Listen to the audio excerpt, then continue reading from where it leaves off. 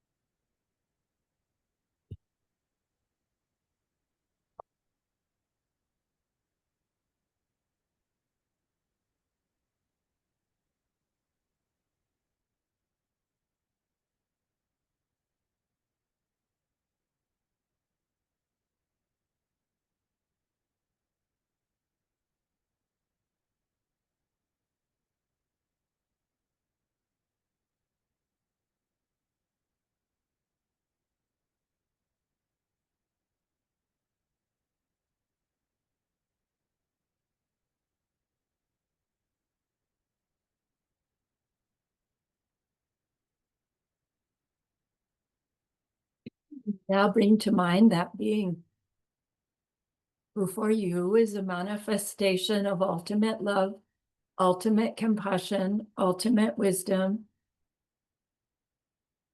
and see them there with you just by way of your thinking of them.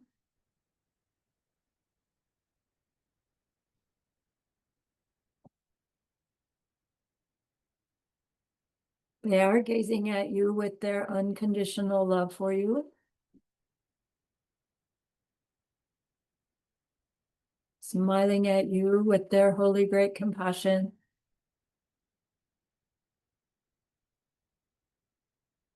Their wisdom radiates from them.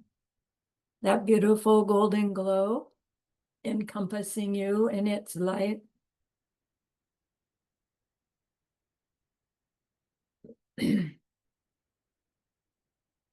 And then we hear them say, bring to mind someone you know who's hurting in some way.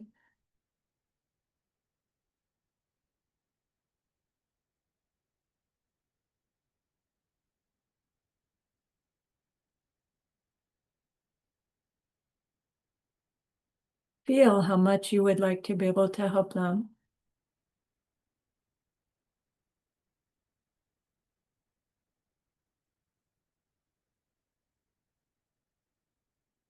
Recognize how the worldly ways we try fall short. How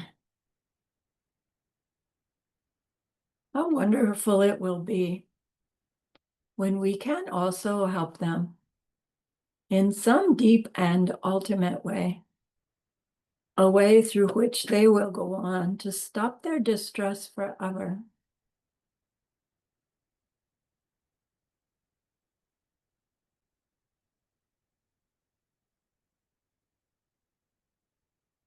Deep down, we know this is possible.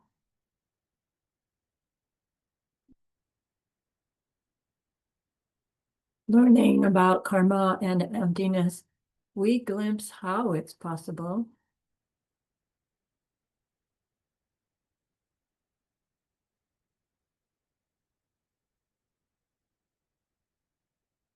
And so I invite you to grow that wish into a longing.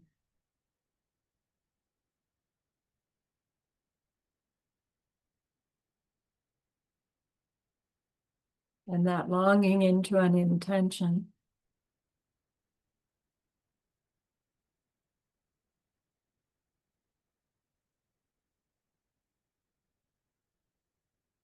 And with that intention, turn your mind back to your precious holy being. We know that they know what we need to know, what we need to learn yet, what we need to do yet to become one who can help this other in this deep and ultimate way. And so we ask them, please, please, please teach me that. Show me that.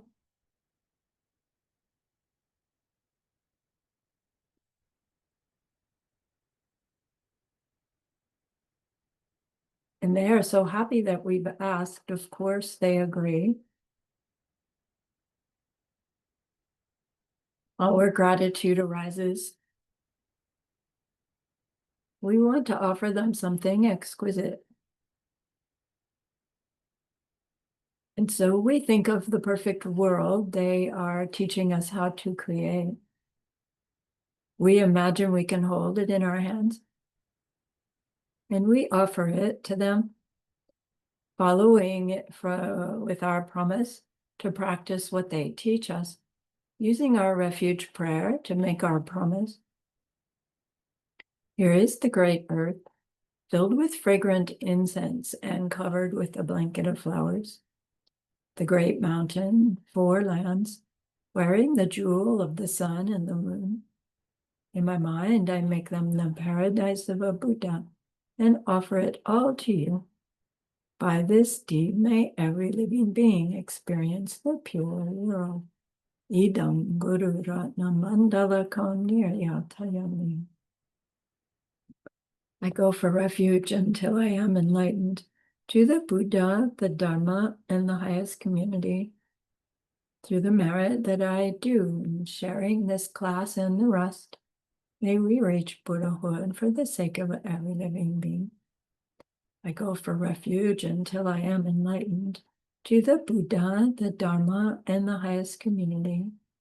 Through the merit that I do in sharing this class and the rest, may we reach Buddhahood for the sake of every living being. I go for refuge until I am enlightened to the Buddha, the Dharma, and the highest community. Through the merit that I do in sharing this class and the rest, may all beings totally awaken for the benefit of every single other.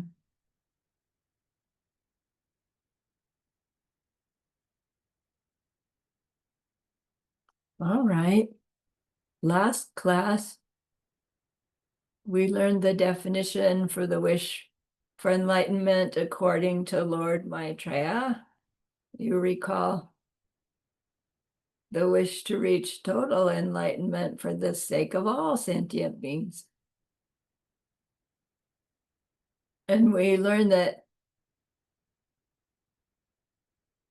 that wish has 2 forms.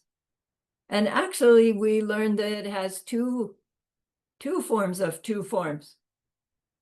And so whichever of the 2 you put on your homework and quiz is okay with me.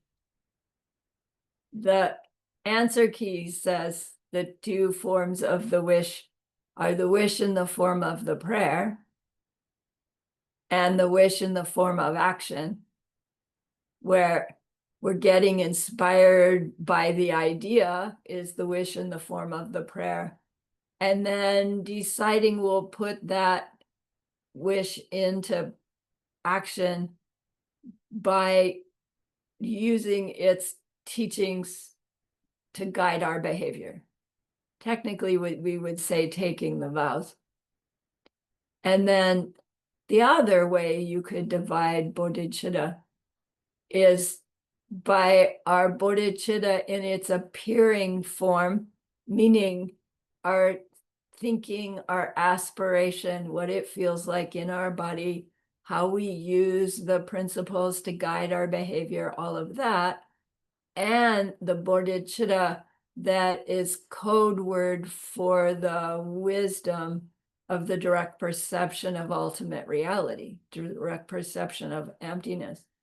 So that is another way of saying ultimate bodhicitta versus deceptive bodhicitta. And that's a long story. We'll talk about it later. So the wish in the form of the prayer and the wish in the form of action. Then we learn those 5 metaphors. I'm not going to go through them again. And lastly, your question on the quiz was, how does it work? Why is it that nothing less than this wish can help us make this transformation of ourself and our world? And if you recall, it has to do with the 2 bigs. I call them the 2 bigs, that we have this aspiration for ourself to achieve the highest evolution that we can, and to do so, to be able to benefit the like limitless number of beings. And the bigness of those 2 aspects of the imprint is what can grow that imprints, not one, of course, that those imprints into ripening a pure being in a pure world. It takes that vastness of wish and vastness of intention coloring our mind, for our mind to ripen itself as that vast, right? Vast and pure. So we hear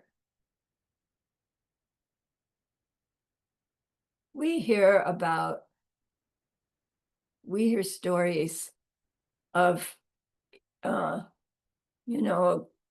modern situations that somebody or some animal is in trouble or trapped, and then the story is about some passerby and they see the problem and they just jump to solve it. Recently I saw just a passing clip. There was some great big sea turtle that in her travel from her nest to the wherever, she got caved in on or something, and she was trapped in all this garbage. And I don't know, somebody figured that out, and the rescue people came, right? And untrapped this big old turtle, and as soon as she's untrapped, she goes marching back to the water. Turtles move fast. And it was just like, wow, people could have just said, it's just a turtle. But they didn't. And it's like, it just, right? And then there's something about that feeling of compassion, just to hear about it. It contributes to sustaining us as human beings. We think we need food and water and shelter and like those physical needs. We do need those. But as humans, we also need compassion and love. We need to receive it, and we need to give it, be it. Like, I'm not saying somebody says we need to. We deep down know that we need that, right? That somehow it's a part of us. And when beings get isolated, it's as dangerous to their health as, smoking and high cholesterol. You could have perfect health blood numbers and be somebody who's so isolated and lonely that they have no contact with others, have no purpose in life, and their body will die. And it's like they won't really die of anything. They'll just shrivel up. And it really does happen. Happens with babies, we know. Babies that get fed but not touched and loved, they just don't grow. They give up at the slightest opportunity. So there is something about us that wants and craves receiving compassion and love, and wants and craves to be that compassion and love. It's a deeper part of us. And we, being here, in a class like this says that we have seeds for that, right? Other people could be here, they're not here. Some people could be here, hear a couple of classes and go, ah, interesting, not for me. No judgment, just different seeds, right? And then we have the seeds to hear and be, at least a little bit attracted to this idea of total Buddhahood for the benefit of all, to the idea of maybe there is a way to help somebody in which they'll finally not go on to just hurt again in another way. That inspiration or attraction to that inspiration is ripening of past something, past exposure, past efforts, past interest in living by compassion and love. And yet, when we turn on our wish for total Buddhahood for the sake of all sentient beings, I don't know about you, but I can't just turn on seeing emptiness directly. I can't just turn on the ability to just pour myself out onto, anyone or anything in need. I still have these walls around my heart that check to see, is it safe, right? Are they worth it? Like all these judgments that are built in from the physiology of being human, that part of us that needs to keep us safe.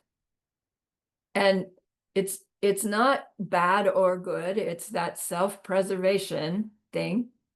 And as we're learning about these principles, we simply come to see that impulse to protect me before others is simply mistaken. It's evolved through a mistaken mind. And it's done a great job evolving, but it's still mistaken. And that's what we're working with, is learning to recognize the mistake and then learning how to override it until we can have direct experience that proves to us that our belief is mistaken and we stop believing. So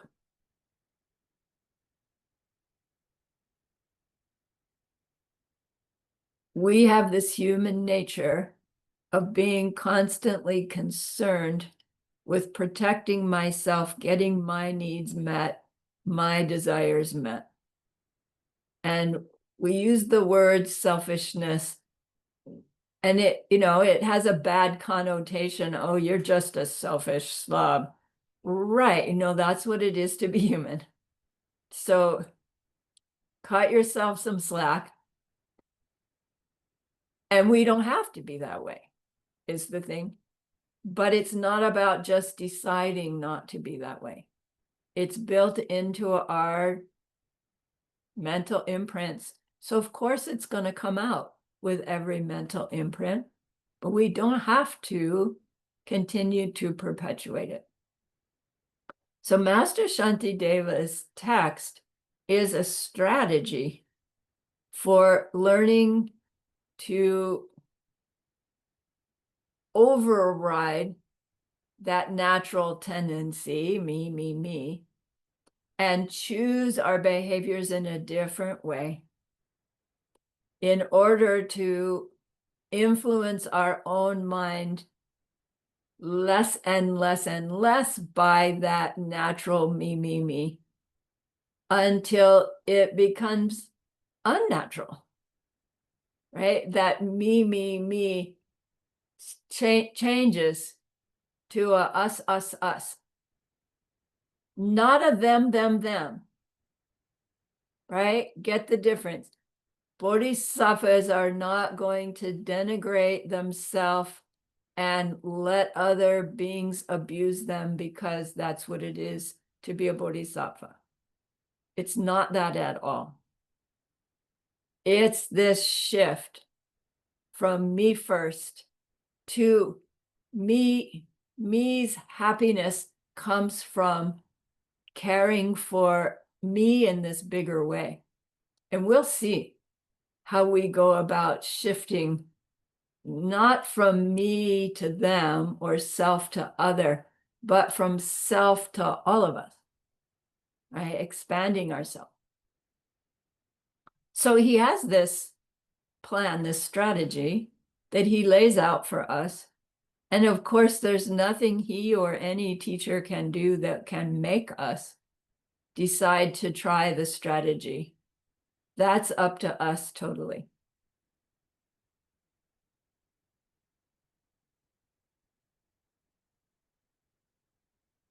So if we hear a class about bodhicitta and we think, oh, that's nice, but right, we don't feel something special, we don't feel something deep, we don't, sit down in our next meditation and have that heart opening experience.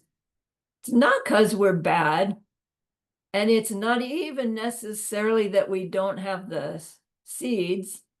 It's simply that something's blocking them from ripening. So Master Shantideva starts out by saying, look, if you're hearing what I'm saying, if you're reading my book, if you're in this class, you do have the seeds to want to be this ultimately compassionate, ultimately loving being. They're just not ripening yet. And that means we have obstacles. And if we clear out the obstacles and add to those previously planted seeds of kindness, right, we can successfully clean out the past yuck that keeps us seeing ourselves as limited and our world as broken. So remember, we started out with the progress on the path is purify and make merit, purify and make merit. And then Master Shantideva is saying, in order for our purification practices to be effective, we in fact need to do some preliminary work to clear out the obstacles to being able to purify and gather enough goodness that our purification efforts can be successful. So we'll learn the 4 powers of purification, right? How we go about identifying some past deed that we realize we've done, that when those seeds ripen, they will bring us more distress or pain and cause us to cause more distress or pain to others. And the process of cleaning those out, we hear about and we think, oh, all I have to do is do that. But just like anything else, to do those 4 steps and get the good result of actually cleaning out those seeds so that they can't ever ripen is also a ripening result of some past goodness, because it's a good result, a pleasant thing, to get rid of negative seeds. So suppose we had like one last angry yelling at somebody seed left, and we know it's still in there. And so in our subconscious, we're going through life just waiting for that one to go off. And we know when it does, like somebody's going to get in our face and yell, and it's going to be awful. And we're just like, kind of a little bit always on edge because we don't know when it's going to happen. And then suppose you could do a 4 powers of purification. You could do your purification practice. And you really knew that your purification worked to damage that seed and you were free of it. You really knew that you did not have any seeds for any experience of somebody angry and yelling at you ever again. I mean, just suppose. What do you think it would be like walking through your world, absolutely knowing that you'll never be yelled at again? It would be extraordinary, wouldn't it? And just even imagining, like, that's the idea of purification, to have a practice where we can so thoroughly damage our negative seeds that we know they can't go off. But to get that result has to be a ripening of some goodness that we planted. And that's Master Shantideva's point. Before we even start seriously purifying, we do these other things to clear out the obstacles to successful purification and grow the goodness so that our efforts to purify can be successful. There's nothing in our efforts to purify, in them, from them, that can purify. Interesting, isn't it? We create the seeds so that we can damage the seeds. So how do we do that? He says there are preliminaries. Use the preliminaries to your purification. So let me give you the vocabulary here.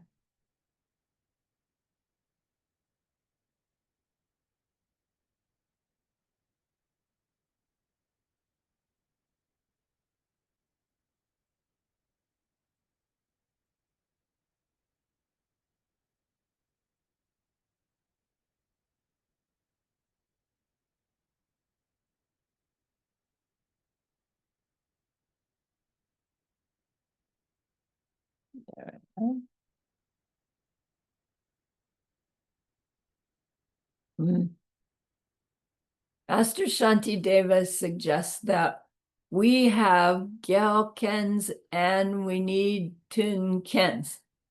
Gyalkens mean hindering conditions. So for our preliminaries, we want to clear away our hindering conditions, things that block us from even successfully purifying our negative seeds. And then tunkens are conducive conditions. We want to gather conducive conditions so that our purification practice can be more successful. More successful would mean that the time gap between our seed planting and our seed ripening would shorten somewhat, right? We would be able to have some kind of confirmation that our purification work is being effective. And then once we have our obstacles clearing out and our conducive conditions growing, then we apply our purification Dikpa. So technically this chapter that we're studying is called Dikpa, which is the purification, practice on purification. But he spends a good part of the practice on purification on how to clear the obstacles and gather the goodnesses just to be able to purify. And then we continue to clear out obstacles by way of our purification practices and gather our goodnesses by way of our Bodhisattva activities. So in a way, it's like he's teaching us our spiritual practices in the context of just getting us started with our purification.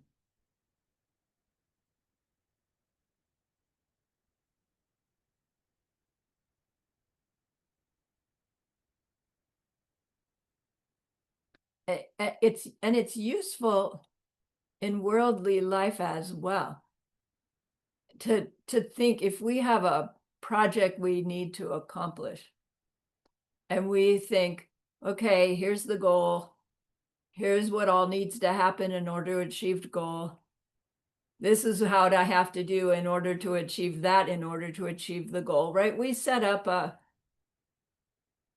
don't know, a org chart and a task sheet, right? All those ways that we manage ourselves.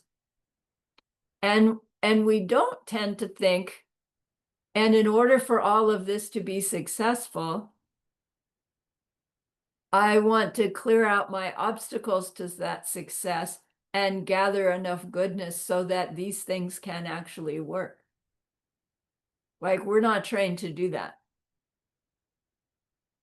Here he's saying, look, here we're applying it to our spiritual life, but our worldly life is the arena in which we do our spiritual life. So once we get a feel for how to do this, clear obstacles, gather goodness, you could try it on for size for your next worldly project. Lay out what you need to do worldly wise, and then go do these practices before you start the worldly effort to fix that goal, and just see if it goes more smoothly, more effectively. So what are these?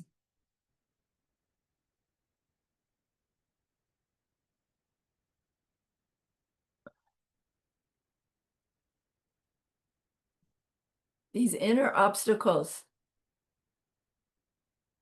we don't really we don't recognize them. We don't understand that we have them.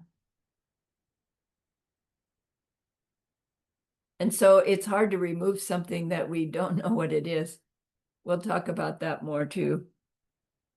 But Geshe-la says, and Master Shantideva says, once we learn to identify and remove these obstacles, we are halfway to bodhicitta. And when he said that, I don't know if he means halfway to growing the wish in the form of the prayer, or halfway to growing the direct perception of emptiness, right? I'm going to choose to believe it's the halfway to reaching real bodhicitta.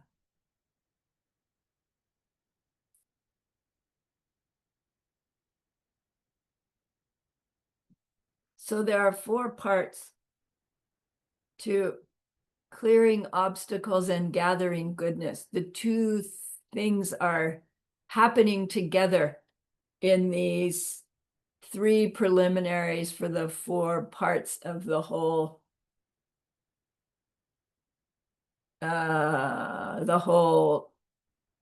practice.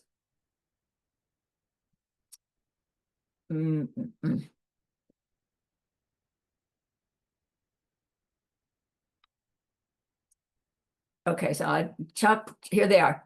Chak, Selwa, Kyamdro, and Chupa are these preliminaries to our purification practice that's called Dikpa Chakpa. Chak Selwa, it's the word for prostration. It doesn't literally mean that. I'll tell you the words in a sec. Kyamdro is the word for refuge, going for refuge. And Chupa is the word for offerings, making offerings. So he's saying this preparatory practice to gather, clear obstacles and gather goodness, so our purification practice can be effective, is to make prostrations, go for refuge, and make offerings. And it sounds like Buddhist ritual, sort of like superstition. Do these things, and then this will happen. And so we need to understand them and why they are recommended in order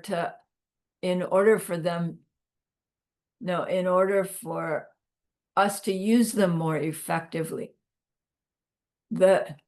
A spiritual path will work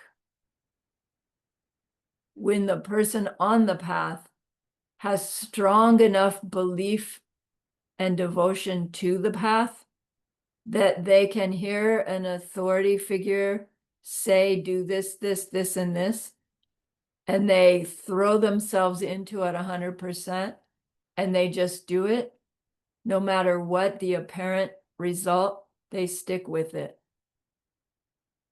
We don't have to intellectually understand what's going on in order for these practices to work. In Western, I just know me, the better I understand why someone tells me to do something a certain way, the better I understand why they want me to do it like that, the better I am able to comply or not, right? To be told to do something by an authority figure, there's a part of me that goes, I'll decide whether I'm going to do that or not, right? It's part of that human self-protection, etc., right? We grow into it when we're teenagers, mostly. Some of us never come out of it. And so on a spiritual path, it's really useful to intellectually understand the why of the practices so that we can personally decide whether we want to follow it or not. And we think, no, that's the antithesis of a spiritual path. You should just leap and go blindly. And it's like, no, we'll reach a place where the blind leap will fail us often. When we understand the why of things, that gives us this personal power to make our own choice and then reap our own results. Personal responsibility is a really big piece in the Bodhisattva we'll learn soon. And it can be scary for some, in which case, this path is not for us if personal responsibility is too much. And it is too much for some. For others, it's like, oh, finally I understand how things work. And I understand that it's totally about my own behavior. And I'm the only one in charge of my own behavior. And barely that, because mostly I'm on automatic pilot. But I know that I can get off automatic pilot because I've done it in other places in my life. I've changed old habits. I've grown new habits. I have done that. I know I can do it more. So to learn why to do prostrations, refuge, making offerings as this method for clearing obstacles, gathering goodness, we then decide, yeah, I'll use those, right? They're easy ways to gather the goodness so that my work project can go better. Yeah, nobody at work needs to know it. Or maybe I will share it with them, because maybe if my whole team did something similar, our whole team would be more effective, right? All of that's up to each individual, how we apply what we're learning into our daily life, which is our spiritual life. So in order order to purify, first, we do these three: the prostration, refuge, and making offerings. Anyone who's learned the meditation preliminaries, these are seeming familiar, aren't they? Like in our meditation preliminaries, we've already gone for refuge in the words. We have the holy being in front of us. We do that step where we think of their good qualities, what they've taught us, what they have to teach us. We grow our admiration for them, our aspiration to be like them, and we tell them about it. And we call that making prostration, a mental prostration. We can also do physical prostration. And our refuge, we'll talk about refuge in karma and emptiness. And then making offerings, physical offerings, mental offerings, that it's a gathering goodness practice. So chak selwa, it's the word for prostrations, but literally the word chak is honorific for hand. So it's, if you were in the presence of His Holiness the Dalai Lama and you admire him, you wouldn't use the ordinary word for hand, which I don't know what it is. You would call his hand chak. So it's a way of, just by your language towards the person, reveals to yourself and others that you hold them as a high being. So chak. Sawa means we're looking for something from their hand. So literally the word means to look for something that they're holding. You want what they're holding. And it's a way of describing our admiration for them and our recognition that they have something that we would like. Not meaning literally, but their wisdom, their love, their ability to not yell back at the angry boss, right? They're farther along the path than we are, hopefully a long way. And we aspire to learn what they learned, to do what they did in order to transform themselves. We want to do for ourselves. So this idea of making a prostration is an action that we do that demonstrates this honor, this humility before them, this requesting their help. And it's like, it seems like just a custom from Asia to bow or prostrate. And in Western society, we don't do that. And, if we're in a Christian spiritual tradition, not only don't we do that, they say, do not do that, right? They don't let us do that. And we mustn't do that. And here it's like, no, it's a great goodness. But why? Is it because this high holy being that we're seeing before us needs us to honor them? In order for them to teach us? Do they stand there and wait until we've done our 108 prostrations? No, it's not for anybody's benefit but our own. The act of seeing ourselves, being aware of ourselves, humbling ourselves before another, says to our own mind, I believe that being knows something, has some experience, has something to share with me that I would benefit from. And our own mind, our own heart needs needs to recognize that we can't do it by ourselves. That this mistaken belief in things, identities in them, is so strong, so powerful, that we need help to crack through it by someone who's already done so. And we can say that in our mind, yes, yes, I'm ready, I will rely upon you.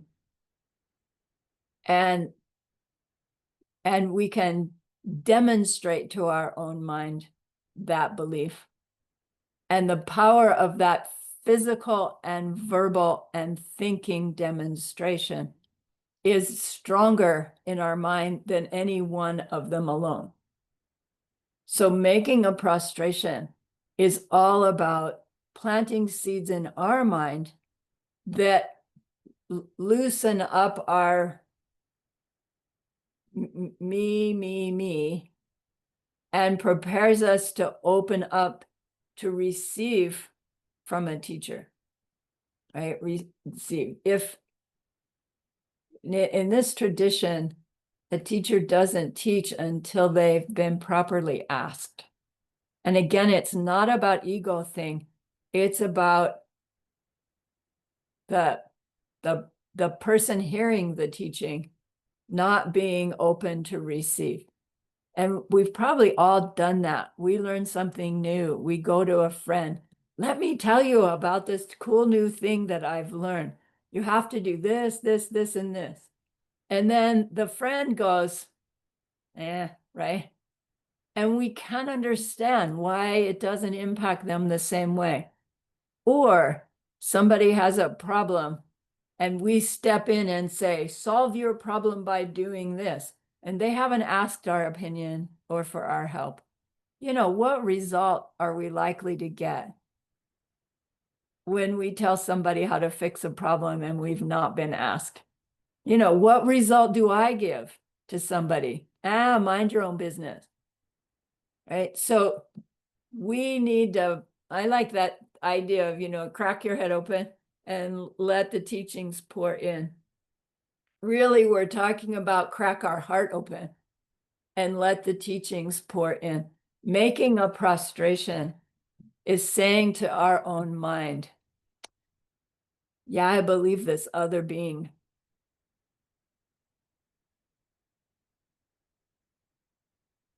has something that I want poured into me, and demonstrating that I'm ready to receive.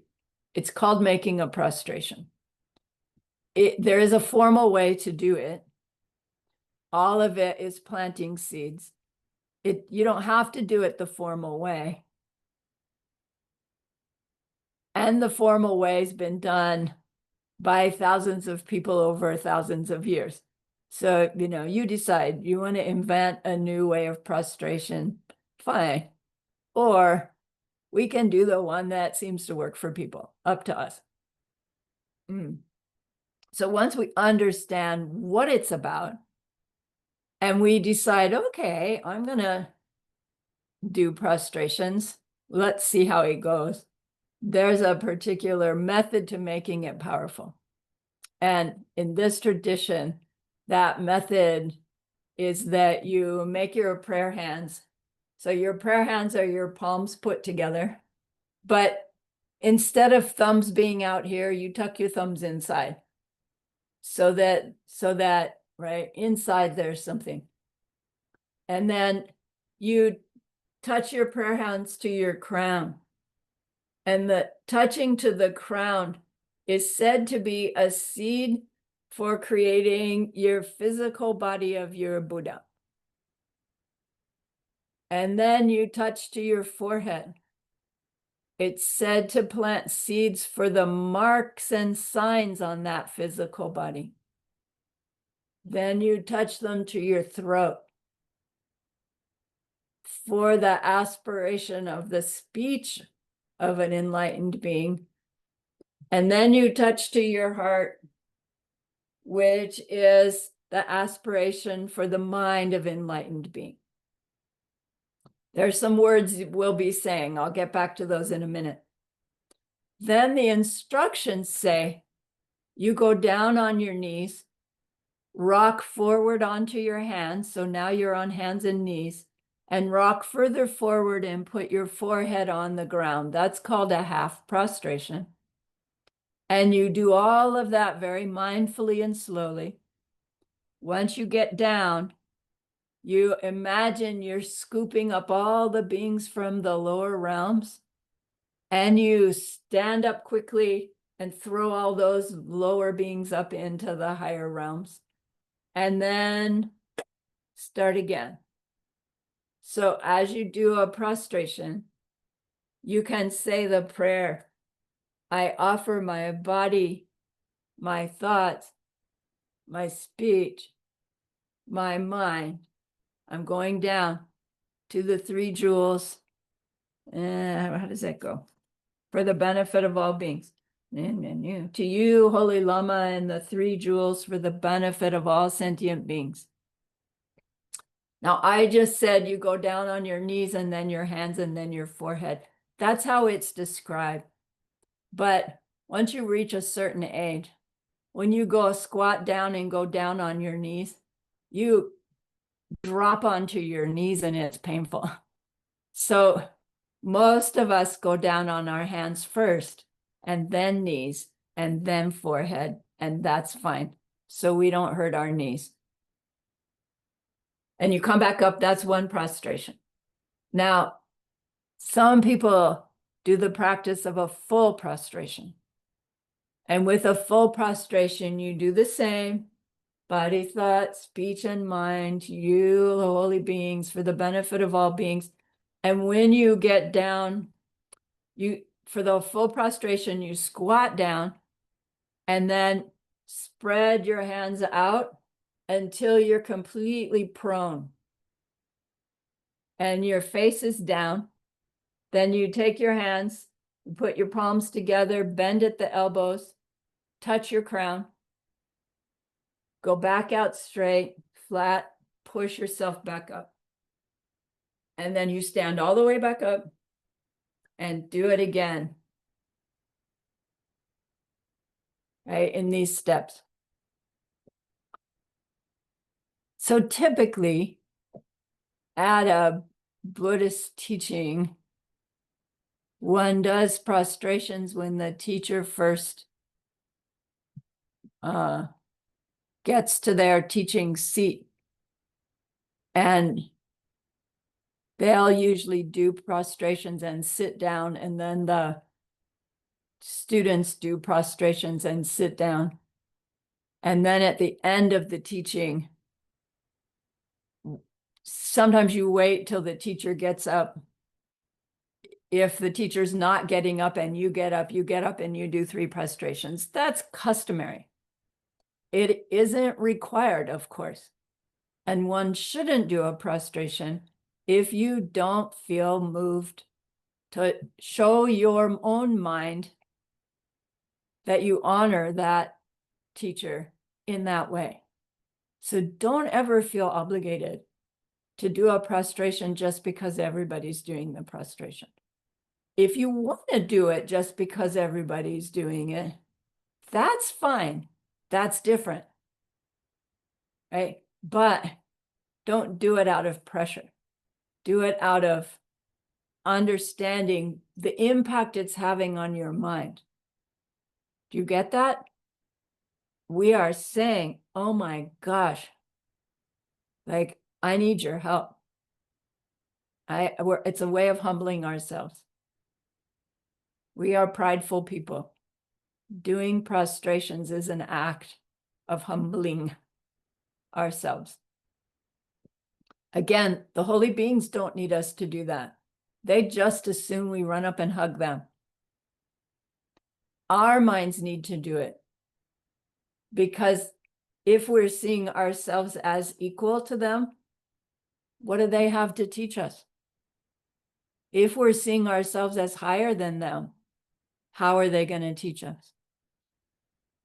Okay. Chak Selwa.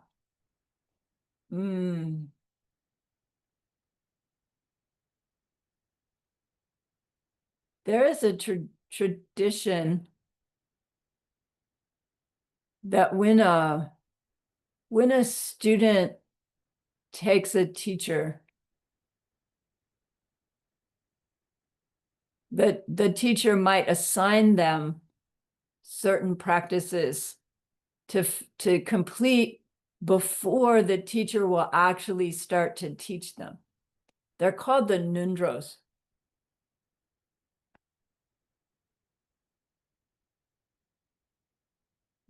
I don't want that there. I want that over here.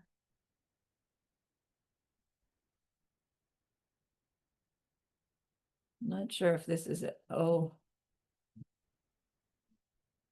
Nindro, where are you? Nindro. It is the word for the preliminaries. In some traditions, the Lama will say, do your Nundros and then come back to me. And the Nundros are 100,000 prostrations, 100,000 refuge prayers, and 100,000 offering practices. And there are some others as well, but those are the three main ones. And they are these clearing obstacles, gathering goodness, preparation, so that that teacher-student relationship can go smoothly. In our tradition, Geshe Michael, he says, I don't assign Nundros. Ken Rinpoche didn't assign Nundros. That the Nundro in this tradition is your 18 ACI courses. The ability, the time spent in taking the course, doing the assignments, working with the meditations, working with keeping your book. That is clearing obstacles, gathering goodness. It's probably the same amount of hours it would take.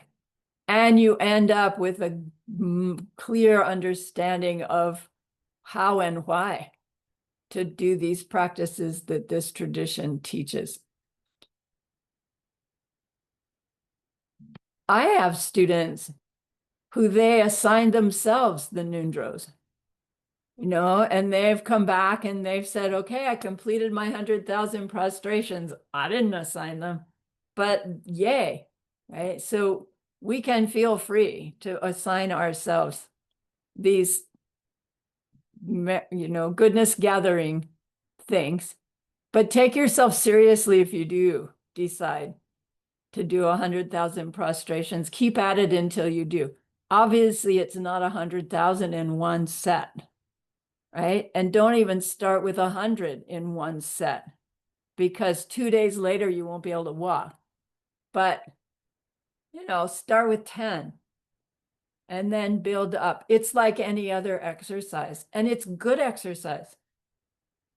Prostrations are good exercise. Okay, let's take a break.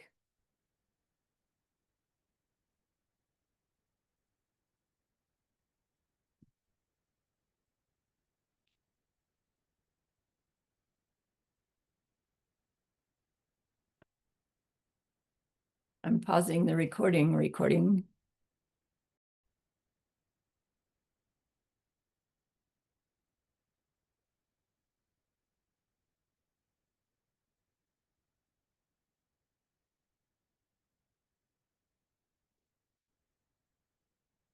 Right, next, let's talk about refuge. The word for refuge is koin chok sum. It's actually, no, sorry, the term for refuge is kyamdro. And what we go for refuge to is koin chok sum. The word is spelled like this, Konchochk, in those funny Tibetan letters. But when it's said, it sounds like coin chok, like coin in English. I don't know why. Sum is the word for three, the number three. Coin chok means precious. It's Ratna in Sanskrit. So Koinchoksu means the three jewels. We hear the Buddha, Dharma, and Sangha called the three jewels.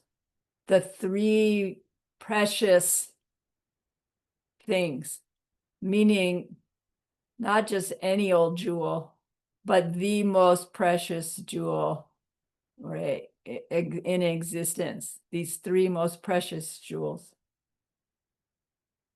is the third. So the three jewels are Sangye Koinchok,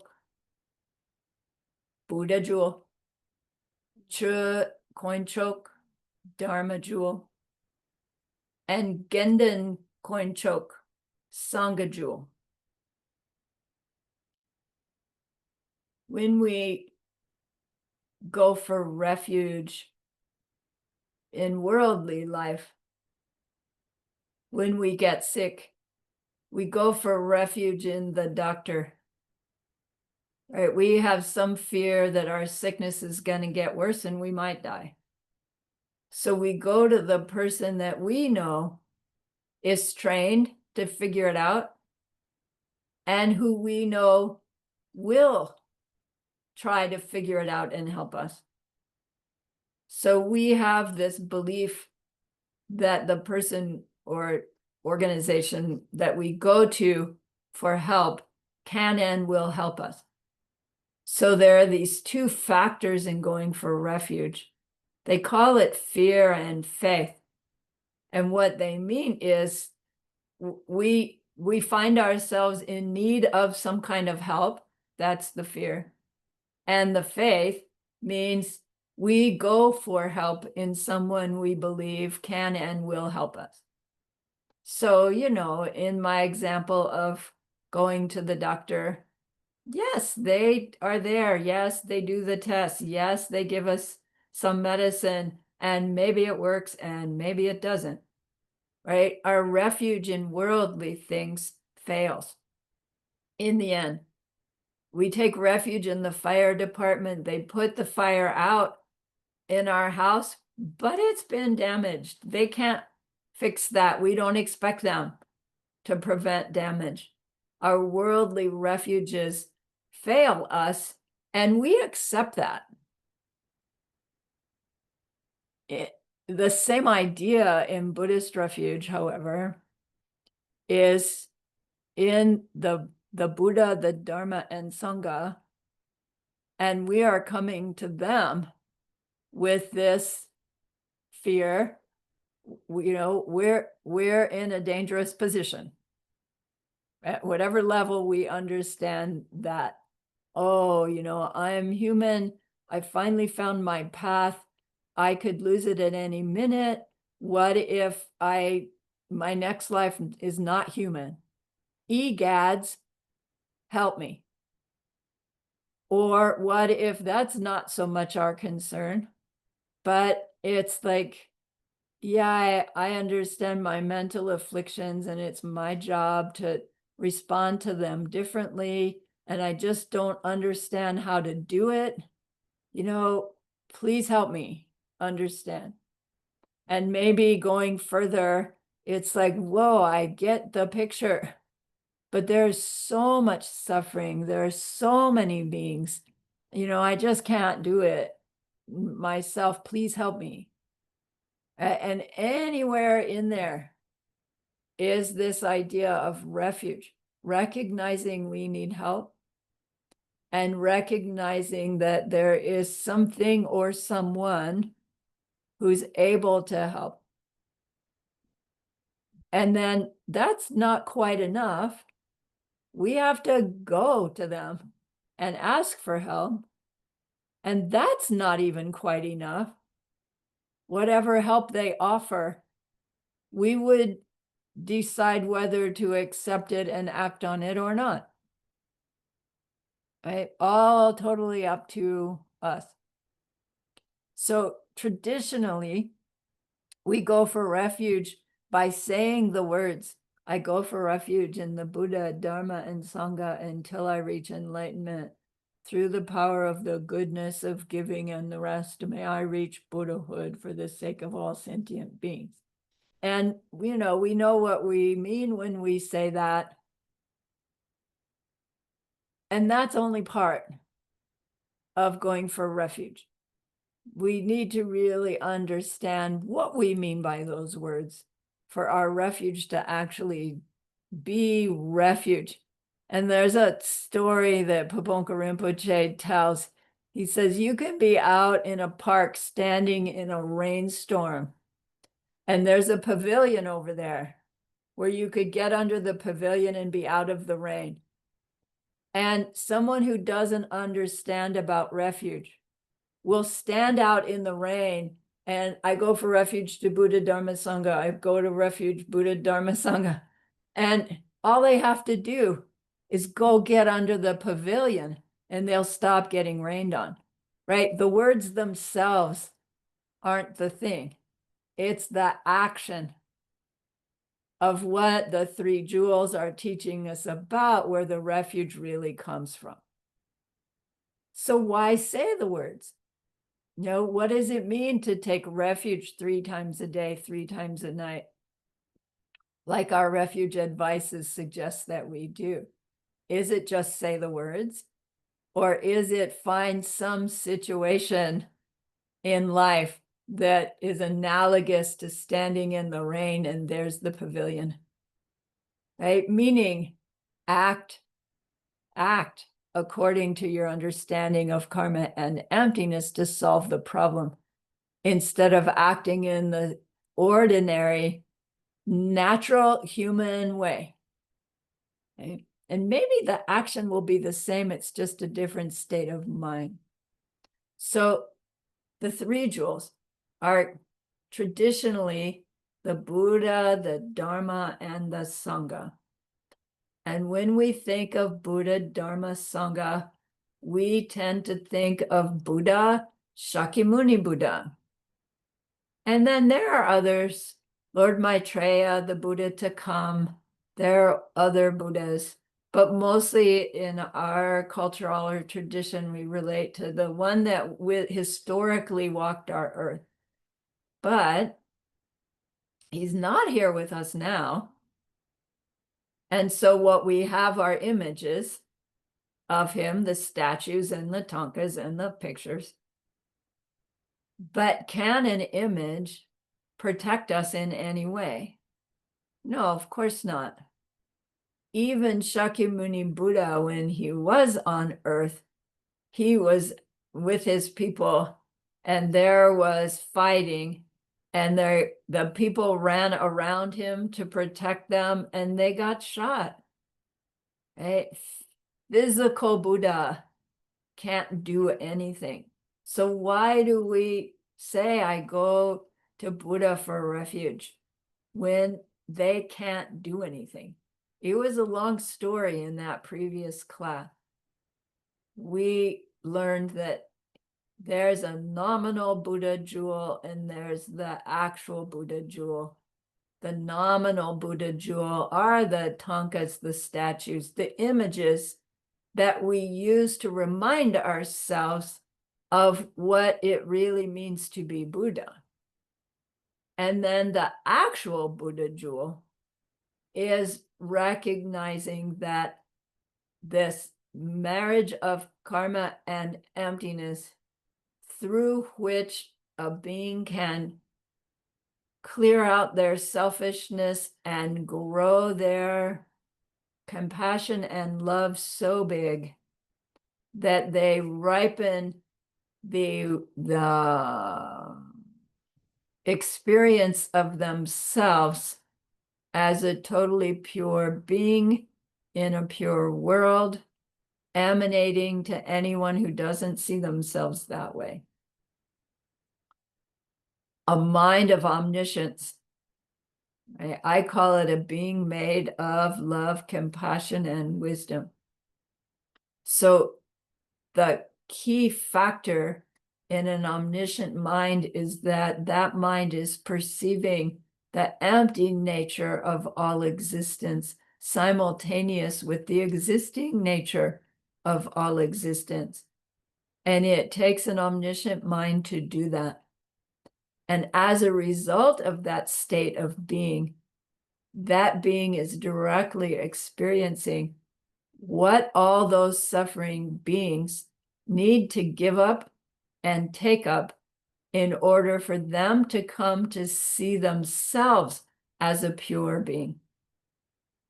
And so when we say, I go for refuge in the Buddha, what we're saying to our own mind is, I believe that that's possible because there's a being who did it. And I understand my own broken nature and true nature well enough to understand that if they can do it, so can I. And that if I can access the wisdom that they have, I can have the guidance of how to do it myself. So it's the emptiness of the Buddha that we're actually going for refuge to, because we have our own emptiness that is identical to a Buddha's emptiness. And because of our empty nature, we can perceive ourselves as a Buddha someday. That's our refuge. It's not enough all by itself to just wish to be a Buddha. We need to understand what it is to be a Buddha and how do we become a Buddha and all of that. That's why we study ACI. Or we just believe strong enough, right? That we do what they say. The other way. So when we're going for refuge in the Buddha, we're really going for refuge in emptiness. Emptiness alone is meaningless. Emptiness and behavior, karma, is what creates reality. So the second factor in our refuge is Chut Koinchok, the Dharma jewel. Nominally, the Dharma jewel is the books, the teachings, the poetry, the YouTubes, the chants, the prayers, all of that is the Dharma jewel. That which we have access to, through which we learn about Buddha and how to become Buddha. But we can't, put a Dharma book on our head and stop the speeding bullet either, right? It's not our refuge. The refuge jewel of the Dharma jewel is the realization in the mind of a being who's experienced ultimate reality before. When we have that direct perception of emptiness on our path of seeing, if you recall, and we come out of it, we're then called Arya or Pakpa. And it means we now no longer believe that things and others, or even myself, have this identity in them, in me, that is anything other than what my own past behavior imprints are forcing me to see. We still see things as in them, from them. We call it self-existent, but we don't believe it anymore. And as a result, we have three cessations things that are gone that we had before. The belief in things as self-existent or self, doubt in the path, and doubt in past and future lives. Yeah, good enough. So when we're going for refuge to the Dharma jewel, technically, we're going for refuge in the impact that experiencing emptiness directly will have on our own mind. Because it means we can never again plant a mental seed with the belief in self-existence, because that belief is gone. We still have many that are stained by that belief to ripen, but it's not getting replanted the way non-Arya is replanting ignorance, even when we're doing those exceptional kindnesses. So we're going for refuge in the Dharma jewel, meaning refuge in any being who's seen emptiness directly. They become a being worthy of our refuge, worthy of our prostrations, they say, simply because of what they accomplished by way of their experience of emptiness directly. Do they need you to bow down to them? No. Right? It's just for our own mind to recognize the power of that experience, to aspire to it, to plant the seeds to bring it on. Then the third is Genden Kwenchok. Genden means Sangha. Typically, when we use the term Sangha, we mean the group of ordained people. Sangha also means a group of people who study and practice the Dharma together. So in a sense, we are a Sangha, ordained or not. And so nominally, the Sangha jewel is any group of people studying together. The Sangha, the ultimate Sangha jewel, however, is any being who has had the direct perception of emptiness. So the true Dharma is those realizations that they have. And the Genden Kwenchok, the Dharma jewel, the Sangha jewel, is the being themselves. So we would go for refuge to the person that we know has had the direct perception of emptiness or more, as are going for refuge in the Sangha jewel. Once a person has had their direct perception of emptiness, they then become two of the three jewels, don't they? They are Dharma jewel because of the wisdom that they now possess, and they are Sangha jewel because they possess that wisdom. They are not yet Buddha jewel because they are not yet omniscient. So when we are doing our prostrations, we're thinking, of these three. To reach being Buddha, we need to be a being who experiences emptiness directly, at least, right, for the first time, and then apply ourselves to the practices to grow our seed planting, seed ripening, into ripening us as a being who's perceiving emptiness and appearing realities simultaneously all the time. That's Buddha, a being made of love, compassion, wisdom. So when we're going for refuge, we're thinking karma and emptiness, karma and emptiness, karma and emptiness. Why they don't just say, I go for refuge in karma and emptiness, I don't know.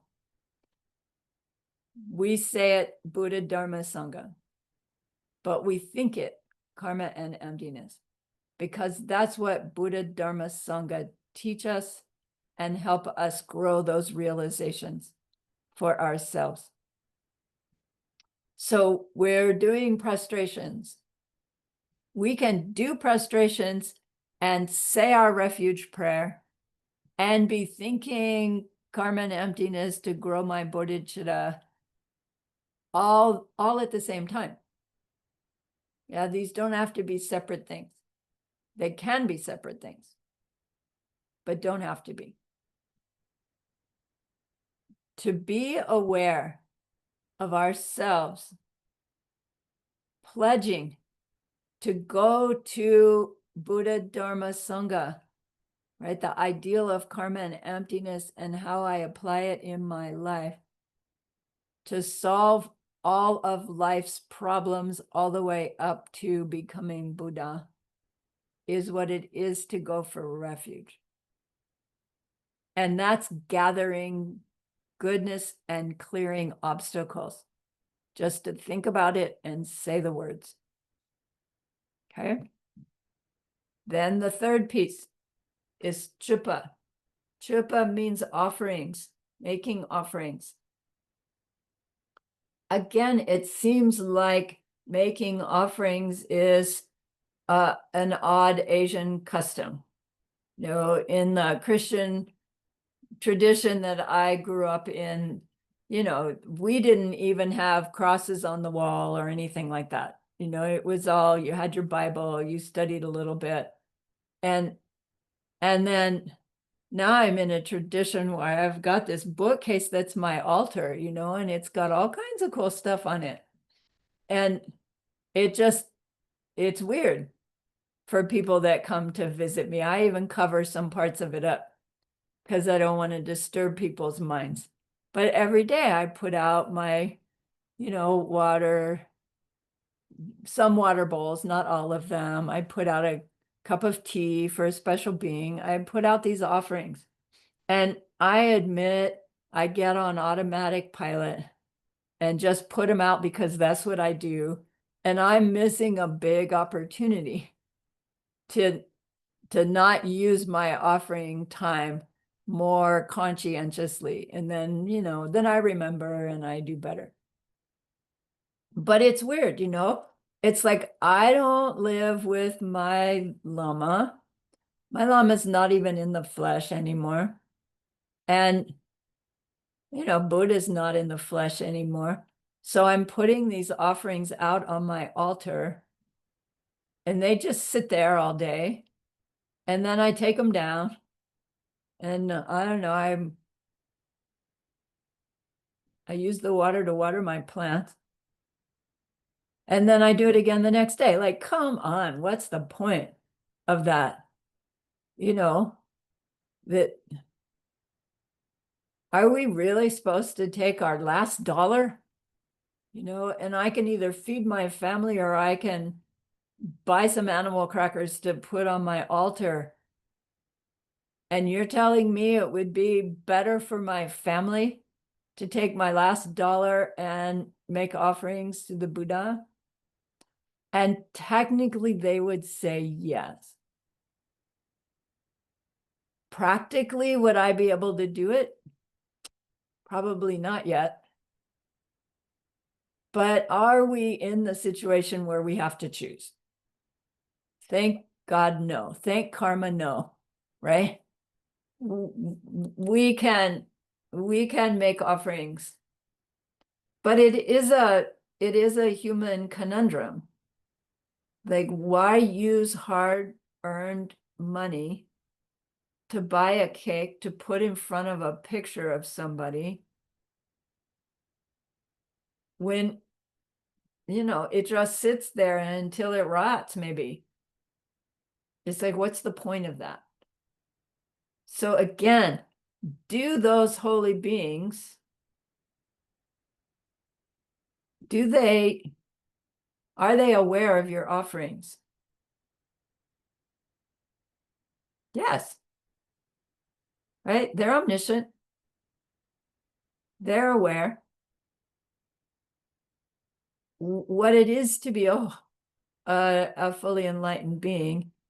Part of what it is that every experience is blissful. Every experience is bliss. So what difference does it make if I put out offerings to them or not? They're already blissed out. You know, what's one more bliss to someone who's already experiencing infinite bliss? They don't need it. Do they get it? Yes. Am I aware of them getting it? No. can I pretend I'm aware of them getting it yet? Whose benefit is it for to put out offerings? Right? We're getting the idea. It's not for the Buddhas. They are powerful karmic objects. We'll talk about that more too. What we see ourselves think, do, say towards a powerful karmic object plants seeds in a hugely stronger way than what we see ourselves think, do, and say towards a being that we see as ordinary, same as us. So those three jewels, they want us to make offerings to them, not because they want the offerings, but because they want us to see ourselves recognize the power of making offerings. Because what we see ourselves offer to them, we are going to see ourselves receive back. So they say, offer water to drink, offer water to wash, offer beautiful flowers, offer incense, offer light, offer lotions, offer food, offer music. 8 basic offerings. And if you think about it, it's like they're setting us up to have water, right? The opportunity to bathe, beauty around us, flowers. Incense means prayers, right? Light, soaps, lotions, the things that we need for our outer body, food, and entertainment. You know, and if we understood that, oh my gosh, what a simple way to make a future full of all those things by just putting out 7 water bowls and a bell every day. It's like they make it so easy for us, and we go, oh, this is some weird custom. I'm not going to do it. Geshe Michael says, Dharma students who don't put out offerings, like Dharma students who don't prostrate refuge and put out offerings, they are Dharma idiots. You know, they could have A's on all their papers, but they don't get it because it's so easy. The Buddhas have made it so easy. And our crazy egos go, I'm not going to do that, right? If I don't understand it, I'm not going to do it. But it's like crazy. So yeah, it takes, you know, a little resource to get your water bowls, to have your water, to put your stuff out. Takes more resource to buy a special cake, you know, twice a month to put it out. And, you know, our families may argue, and don't do it if your family is going to get upset. And we can teach our family about it a little bit so that maybe they would contribute, because it's going to be for their benefit as well. So, but we may say, oh, you know, I really don't have resources to spare to put out offerings every day. And Master Shantideva understands that. So he says, you know, there are three kinds of offerings we can make. I'm not meaning 3 separate, 3 varieties, let's put it. And so here are the 3 categories of offerings we can make. Dakpa masungwe tse, ranki lu'ua, and lu true chupa.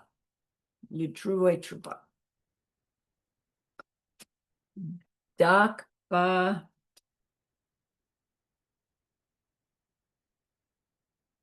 I'm getting caught up in my notes here.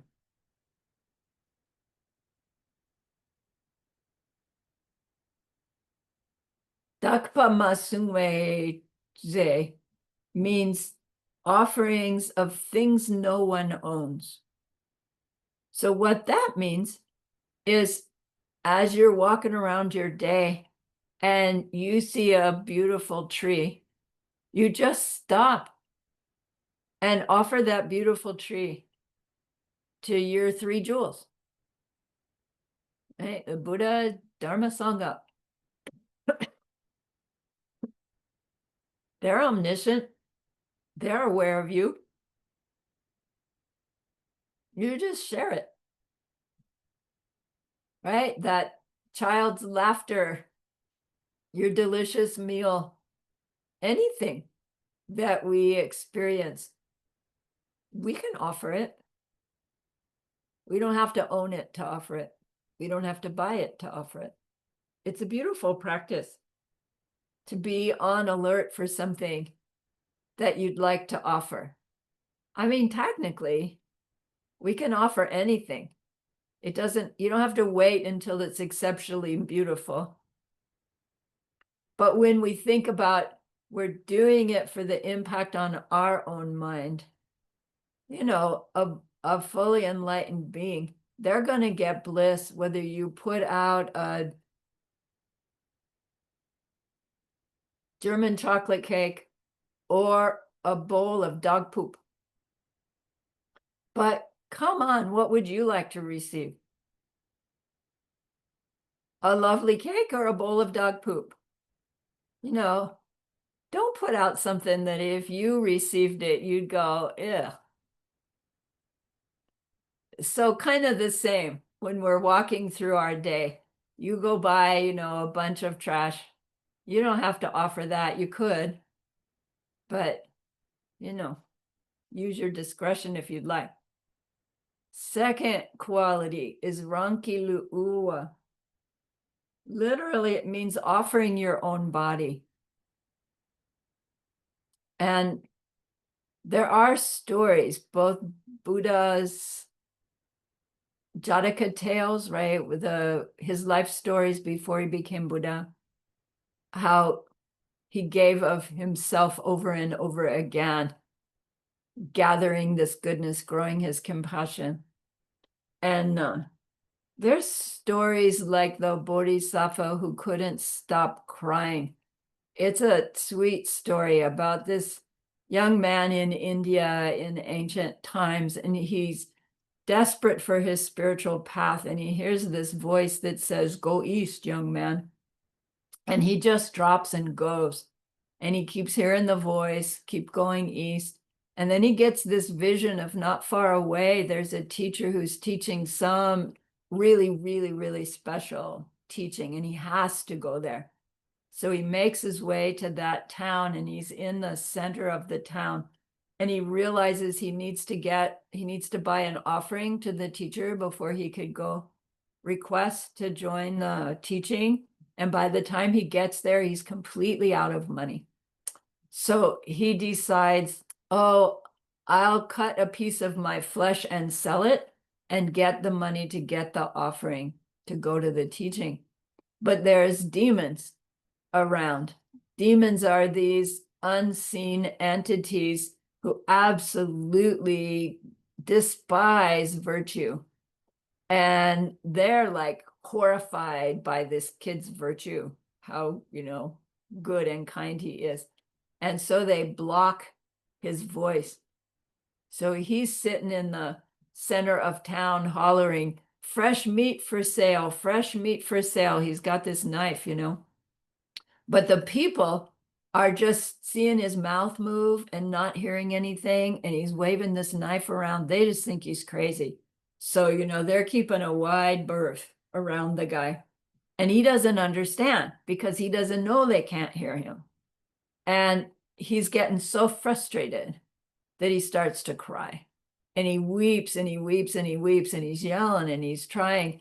And a maiden spies him from the rooftop, a wealthy lady.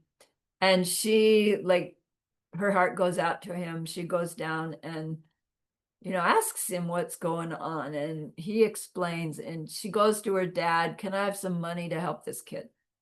So he's able to go and get offerings and offer to the teacher and go to the teachings. The young woman went as well, apparently.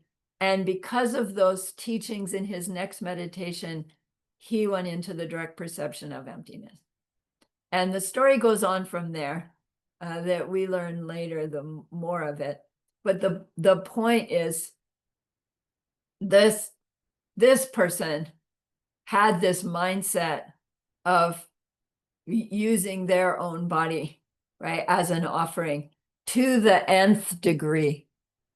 But that's not what it actually means. It does not mean prepare yourself to someday cut off your arm, right, to benefit the Dharma, because it won't benefit the Dharma, right, unless it's special circumstances.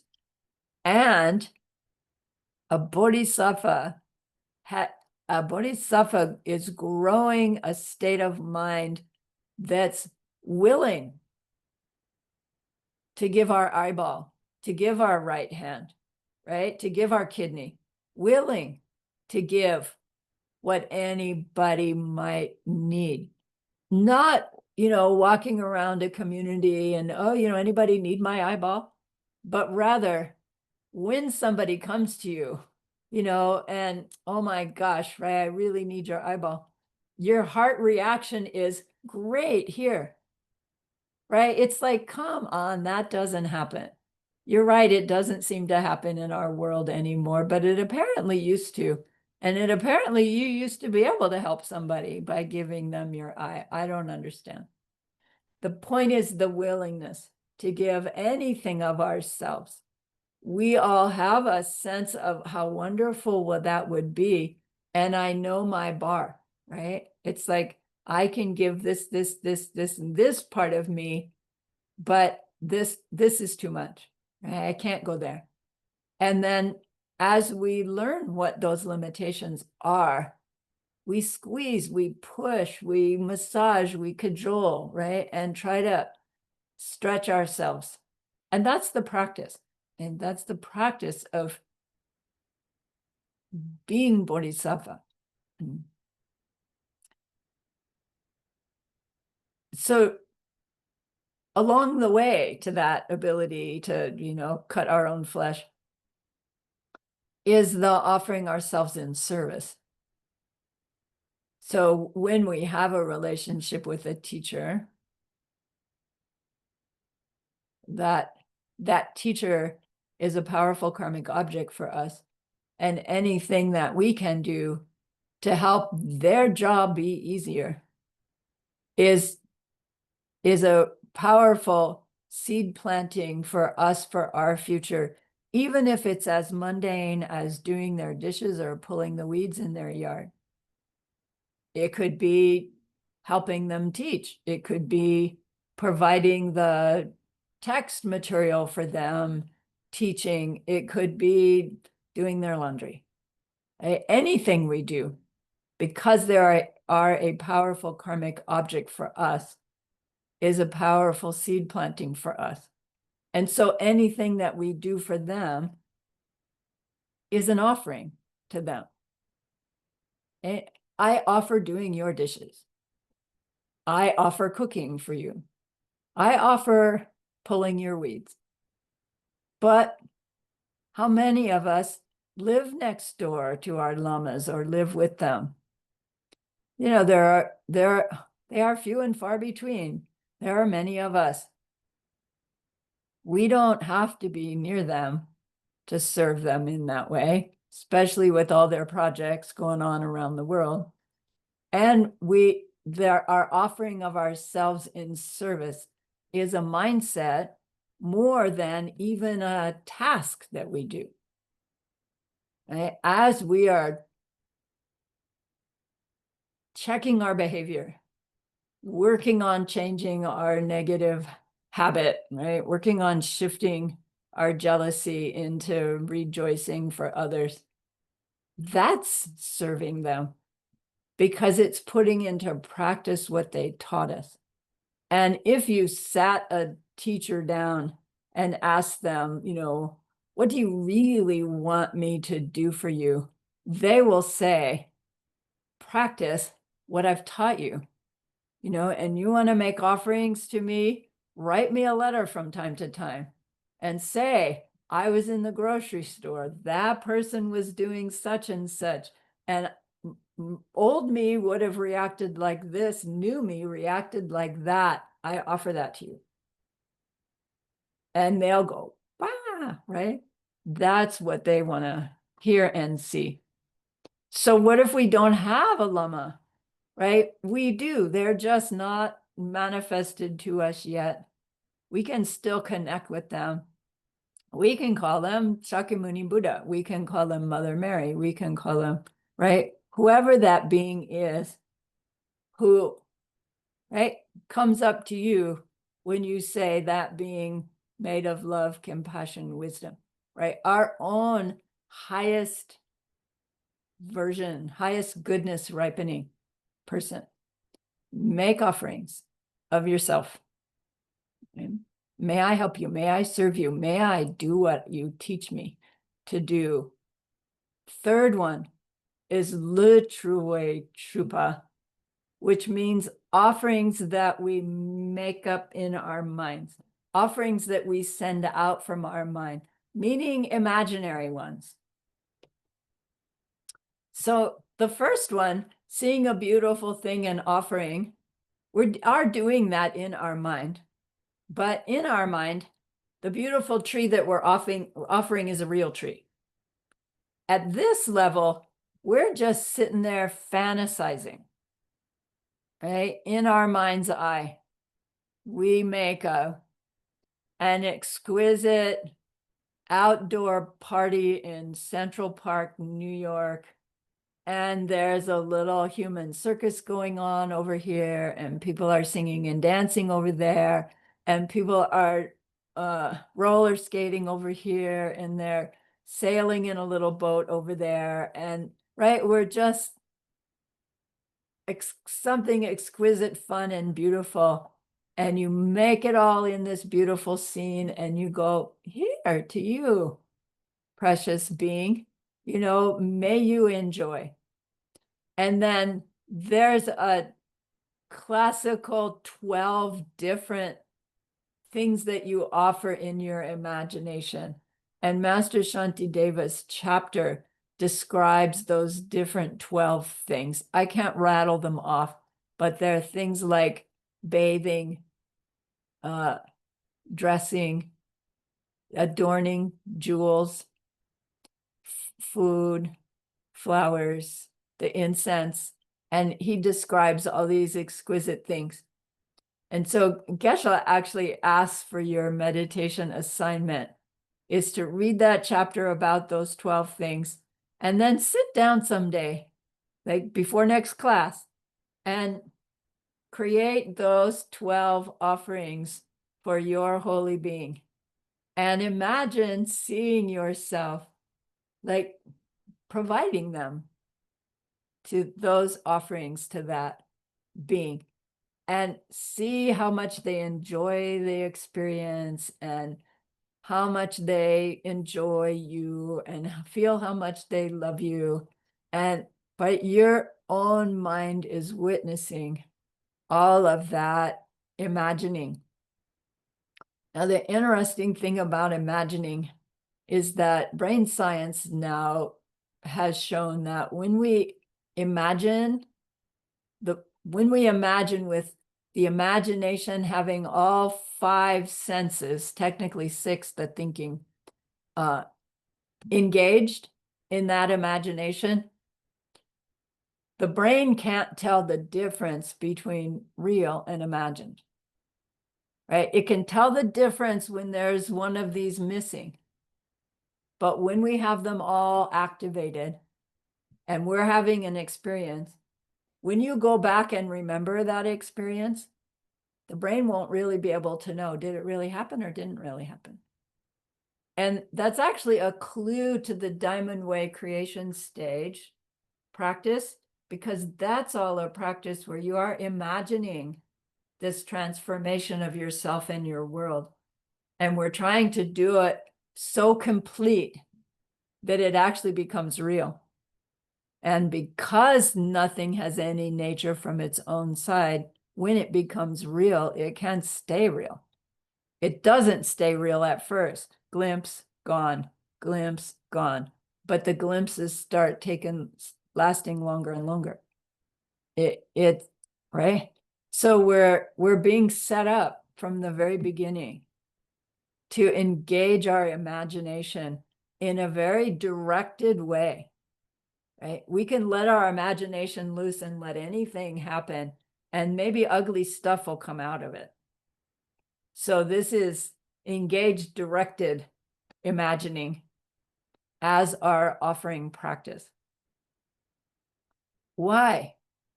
Do the Buddhas need it? No. Right? Do the Lamas need it? No. Who needs it? Right? Us.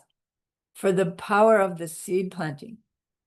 So create this beautiful, pure, amazing scene and world, and have fun seeing that holy being enjoy your offering because of what it's doing to for your mind as you're doing it. Totally up to you what you want to include in that, realizing that what you include will someday become your own reality, right? So be careful, right? We've seen movies, right, where somebody thinks they are doing something really right, and then when it comes back to them, the results are unintended consequences. That does happen. All right.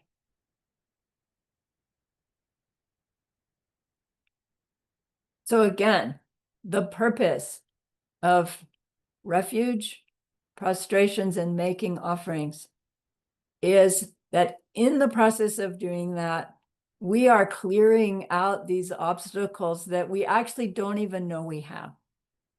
So we don't have to dig in and identify them, because this, I don't know, it's a little uncomfortable doing prostrations, a lot of them. It's a struggle, it's an effort.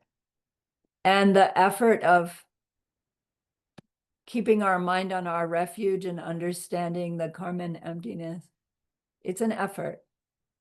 And putting out the offerings, it's an effort. And there's something about that effort that's helping to clear the obstacles without even really having to identify them one by one. And then the goodness that we're making by doing these practices is gathering the goodness so that those negativities that we're going to identify that we want to purify can actually get purified. Okay? So we'll always start a practice with prostrations, refuge prostrations, and offerings. Kind of do your refuge and your prostrations together. And we learn that when we are doing any kind of ceremony or practice, we start class in this same way. Right? We make offering, we request, we go for refuge. We've been taught it from the beginning. Now we're understanding why they taught us, so that our practices can be successful. All right. That's class 3.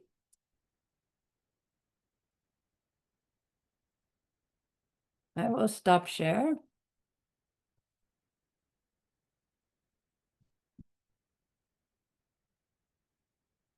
Curiously, the other classes that I'm teaching are also talking about the power of making offerings as a solution to any problem that we have. And making offerings to one's Lama in particular as a solution of any problem that we have.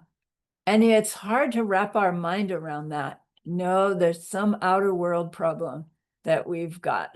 Like, I got a big one. And then I want to go address the problem in worldly ways. And I'm going to have to address the problem in worldly ways.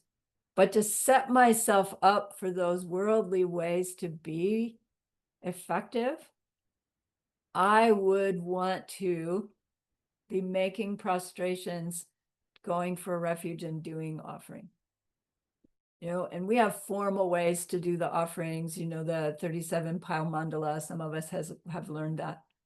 And so I recognized that it's like all of these classes saying the same thing to different people at different levels of study. Who's the teaching for, honey?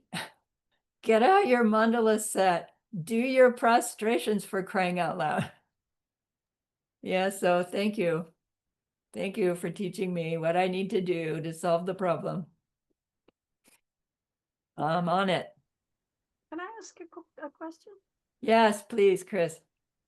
Even in these 3 classes we've got, bodhicitta is the answer to every problem, and now prostration is so is there a sort of I get that, but is there sort of a network that holds that together in terms of like it's all supporting each other, or Yes, the there's lumrim. levels, or Right.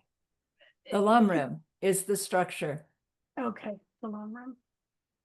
Right, of how they all build on each other.